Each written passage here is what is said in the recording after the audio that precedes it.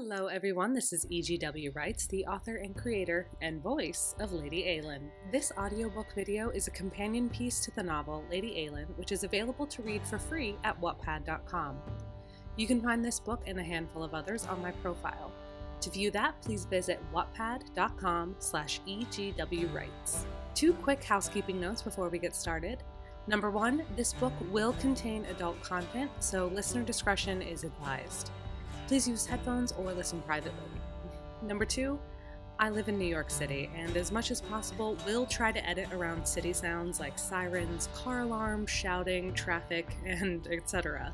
But sometimes there is no avoiding it. My apartment is a little too small for a recording booth. Thank you for your patience. Now, grab a cup of coffee or tea, snuggle up, and let's read. Lady Eilean, Chapter 15. The week passed in a frenzy, a blur of movement and madness that left little room for thinking or feeling. It was all I could do to stay tethered to reality. I moved my hands and body through tasks as if action alone could keep me from sliding into an abyss of terror. I became my father's phantom, following him from sunup to sundown, eager to learn anything that might help me in his absence. He would offer me offhand instructions, passing along a ledger or file that contained crucial information to Stormway and Elmsmere's dealings. Use this account book for the rents. This is the last crop rotation. You shouldn't need it, but just in case. You shouldn't need these, but here are the keys to the crypt. God, I haven't been down there since I was a boy. It was all bewildering. The morning they left, my parents, brothers, every battle-eligible man, I sat in the great hall in a stupor. The castle was desolate. Breakfast sat half-eaten, forgotten on silver plates. Hastily left behind favors from sweethearts and family members lay scattered amongst the benches. Gaudy, bright ribbons, roughly hewn totems that would get swept up and discarded once the maids got around to cleaning. The servants were nowhere to be seen. After all, they had sent off their husbands and sons and brothers too. Everyone remaining in the castle had retreated to their rooms in private grief.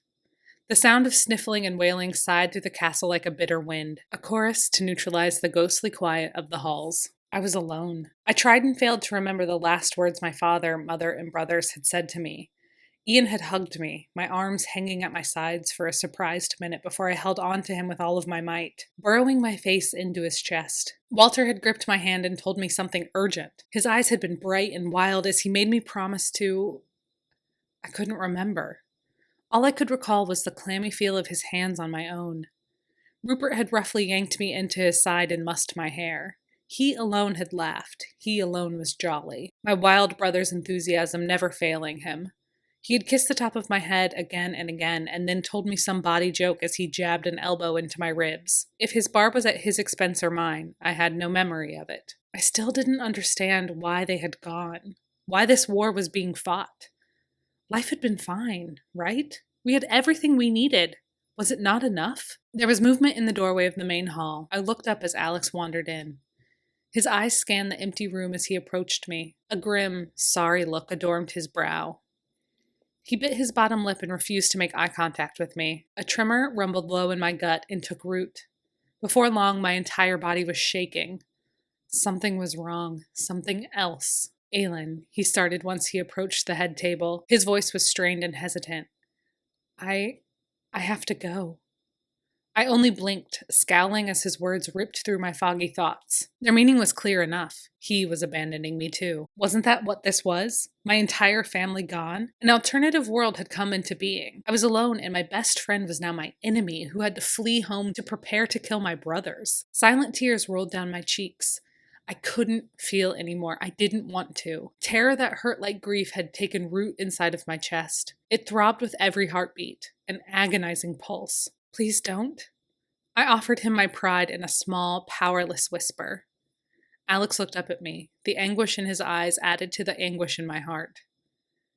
You promised, I pleaded. You said you would do anything to keep you safe. Yes, I know. But Eilean, we're enemies now. He grabbed my hand and held it to his chest, pressing my fist over his heart.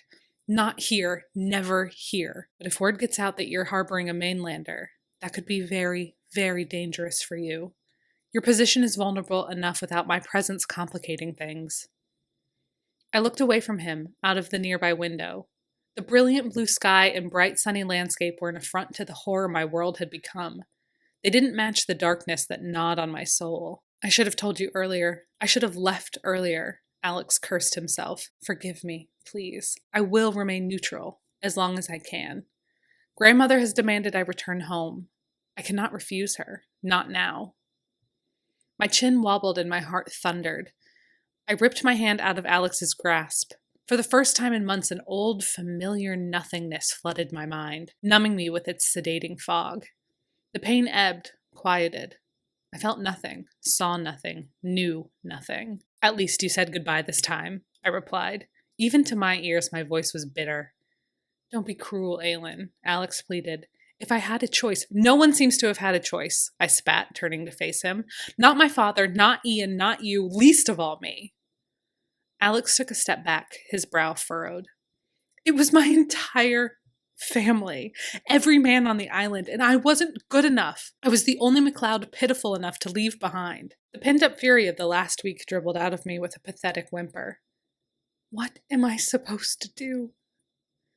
I was petrified, so perfectly terrified. The castle was defenseless, full of women, and the most ignorant person of them all was to protect an entire island. Alex looked at me, stricken. If I was unequipped for my new role, he was far outside his ability to comfort a hysterical, sobbing, pathetic girl.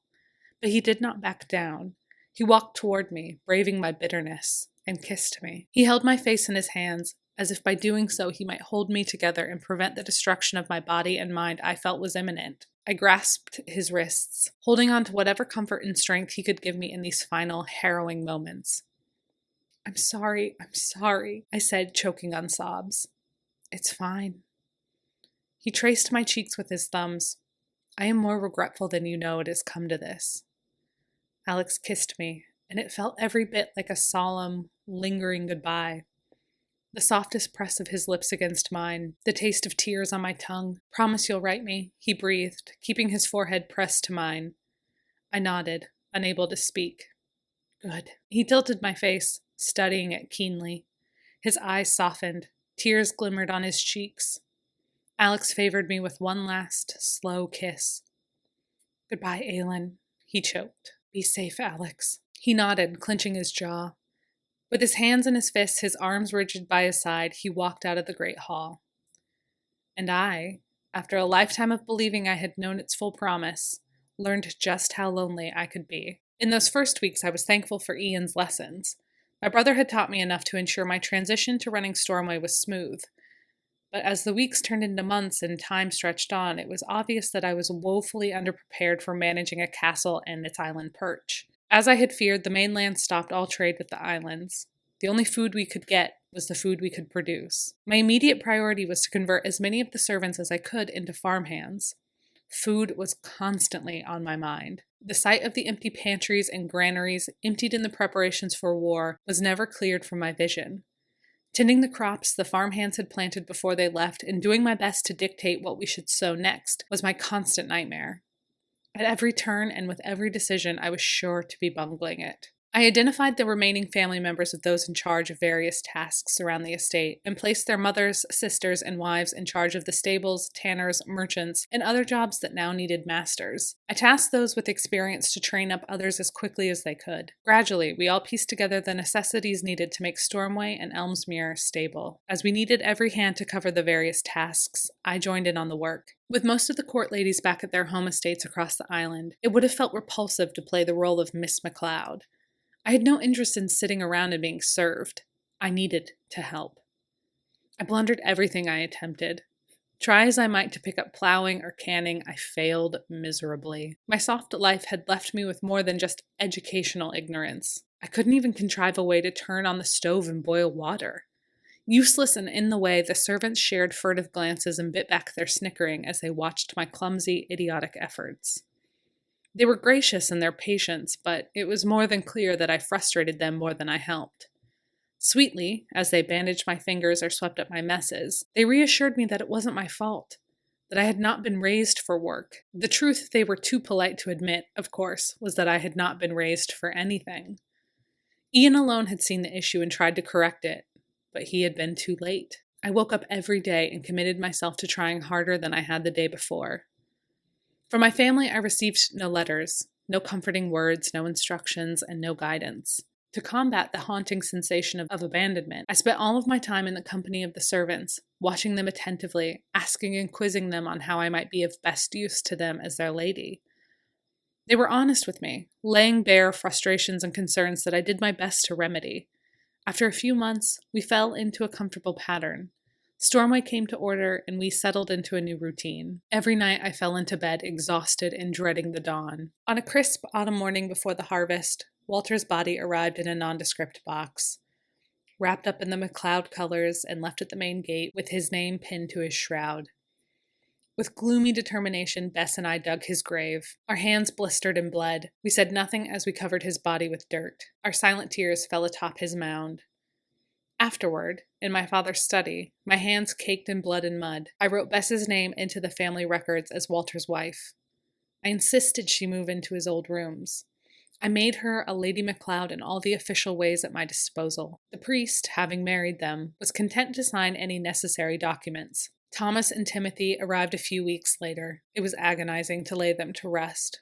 Walter, who had been willing to gamble on me, who had planned a different life for himself, a life of love and freedom. Timothy, who had been the silent shadow to Rupert's boisterous bulk, a twin moving ahead in death without his dearest companion. Thomas, who had been desperate to live up to the glory of his brothers. To think he would never call me Bug Eyes again was gutting. I did not allow myself to mourn for them for long. I could not. There was too much to do. In a way, grieving for my lost brothers would have given me too much of an excuse to mourn for myself. If I started down the road of self-pity and sadness, I would have readily joined them in the ground. The temptation to give in, to give up, was a vicious siren. My life was nothing like I remembered. Too many nights I cried myself to sleep, aching for the memories of warmth, the comfort of luxury and companionship. On my most defeated nights, I longed for the invisibility of being forgotten. The mantle of responsibility was too heavy to bear. The next year, the harvest failed. Our food stores were perilously low. Even with the previous year's satisfactory harvest, we could not replace what the army had depleted. Cook implemented strict rationing, and we survived on the most meager portions. A bitter winter settled in over the island. At night, I laid awake shaking with fear and cold, shivering, my stomach gnawing with hunger. I was unsure if we would survive until spring. Thank you so much for listening today. I hope you enjoyed the story. Subscribe to this channel and click the notification bell to be alerted when new chapters are updated. You can also follow me on Wattpad or Twitter at EGWwrites, where I will also share updates. As always, thank you for being a part of Eilean's journey. We are very glad that you're here. Until next time.